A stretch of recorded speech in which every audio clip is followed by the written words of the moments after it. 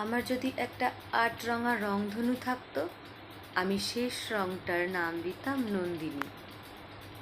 সুমিন হলে অবশ্য অন্ত্রিলা রাখতো।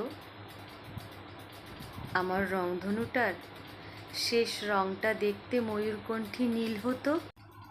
ওই রংটা 3বার চিনেছিলাম নন্দিনীর কাছে। প্রথম চিনেছি, নীল টিপ পরে আমার সামনে এসেছিল। এরপর যখন ভালোবাসার নীল রং মনে ছুঁয়ে গেল, এরপর বারবার দেখেছি সেই রংটা।